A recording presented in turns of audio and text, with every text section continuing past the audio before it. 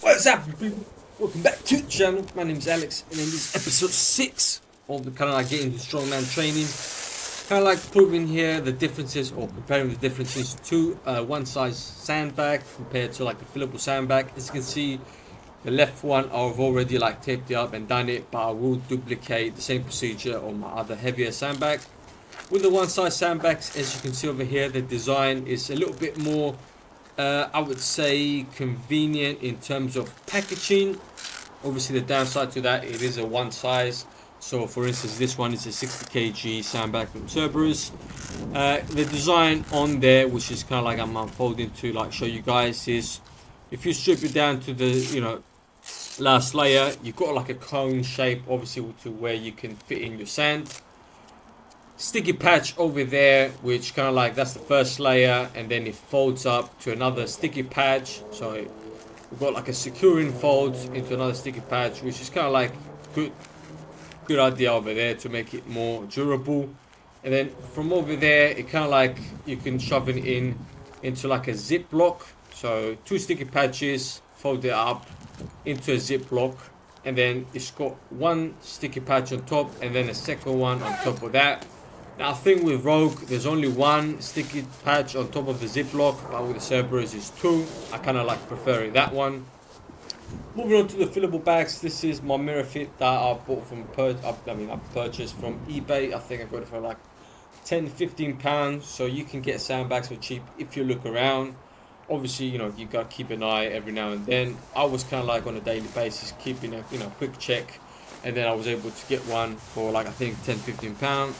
Now the difference with the fillable sandbag is obviously you can fill it wherever you want to, but the design will be different from the standard one size bag. Now with this one, you've got an external bag and then you've got an internal lineman bag, which obviously you're gonna put in your sand. With this one, I mean I already have sand in there, but if you don't, then you're gonna place it into the bag and then obviously fill it up with sand, depending on how much you want.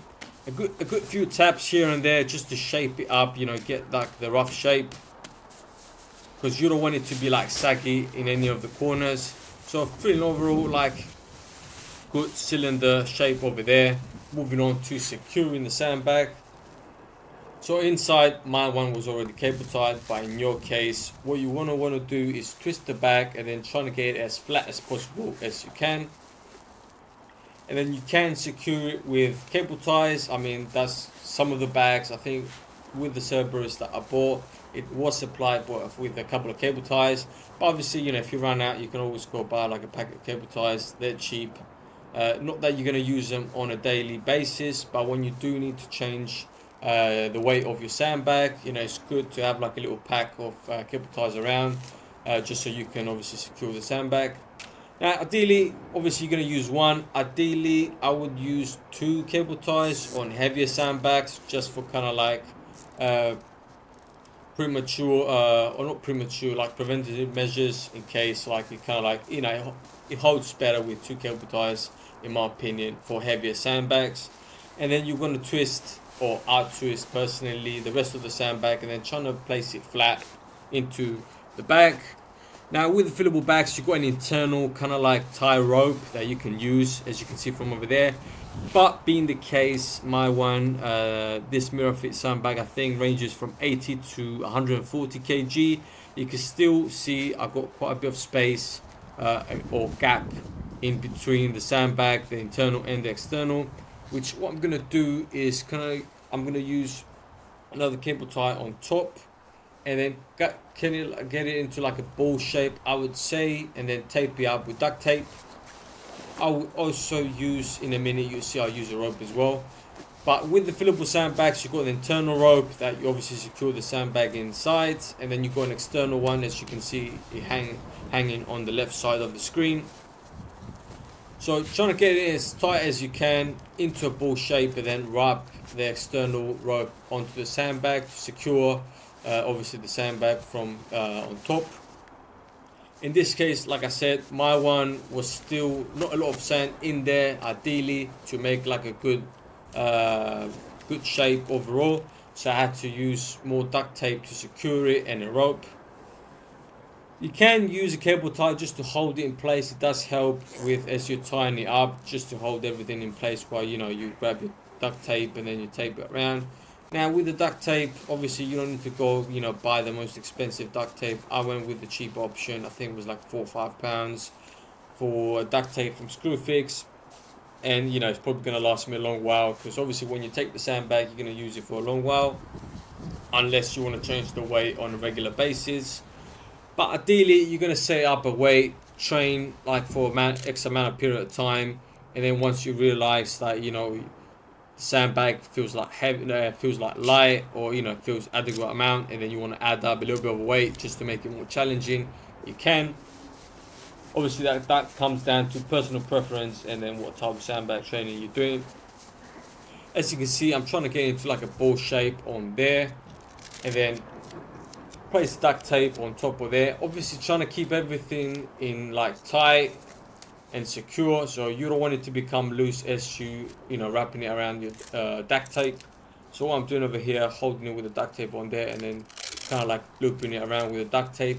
You don't need to go crazy with the duct tape, because at the end of the day, if you do want to fill up your sandbag with more sand, or like make some adjustments, the more you tie up, and then whatever, how many cable ties you use or other procedures to hold it in place, you're gonna have to come off of all those layers. So give it a good couple rounds on there to make it secure, which as you can see it's a lot more secure than it was, but it does have a little bit of a slight play on there, which what I'm gonna do is get a rope and then wrap it around, so it kind of like builds a sort of like a neck type of thing towards the bottom, and then keep everything a little bit more tighter.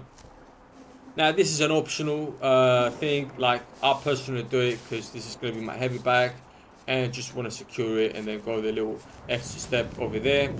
So once I do the rope, I might give it a few more rounds through the duct tape, just to like keep the rope in place so it doesn't become loose, and then that quick loose to kind of like securing or finishing up the sandbag. Now again, you can do this with military bags as well, or other type of bags. They ain't gonna last as long depending on the type of training, because obviously material might be different and all that plays into account. With sandbags, obviously they're built to take the beating, so it's kind of like they are a little bit more on the expensive side, but they were made for this purpose. So a couple more rounds with the duct tape just to secure the rope, and we'll be giving a test shot of the sandbag. Again, this one is going to be the heavy sandbag, so for me I'm about 73 kg, and then this one is about 80 kg, and then in the future probably go heavier, so aiming towards 100 kg, and then perhaps even more. So finishing touches on here, obviously you can use a knife to cut the duct tape. Be careful not to damage the bag, because that defeats the purpose. Test run of the bag. Now you can lay it down sideways, or kind of like vertical or horizontal, depending on how you want to lift it. Big breath. Obviously you want to brace before lifting sandbags. Testing it out. I think I've done like a few reps on there, kind of like just to get the feel of it. As you can see, it kind of like maintained the shape of the kind of like original shape that it was, because everything is tight in place. Now the bonus tip is going to be kind of like a substitute for a keg, because I was looking for kegs online. Two things with kegs: again, it's money. Even if it's cheap, you can find some cheap ones for like 10-20 pounds. It's still money. So if you're like in a really budget scenario, you can get away with one of these options. And then second thing, kegs obviously being illegal, because they do belong to the manufacturer, and then they rent them out to the pubs or whatever for the brewing, and then they get them back to fill them up. So it's kind of like illegal from that perspective, but it's down to you whether you want to do it. Cheap option over here is I use kind of like a 25 litre bottle over here. As you can see, I get it from like cleaning shops and all that. Like they use like they get like big amounts of soaps and all that, like 25 litre bottles, and fill it up with sand, which is heavier than fluid. So I think with this one I filled it like up to like 3/5 of the bottle, and then it was around like 27 kg. Obviously, you got to take your time with the sand. It is a time-consuming process, but once you get it up to there, you know, adding up a little bit more for the kg, to add up a little bit more kg, ain't gonna be as much time for that. Testing it out. That was the videos, guys. Thank you for watching the video. Subscribe if you want, give a thumbs up, and leave a comment down below. I'll see ya in the next one.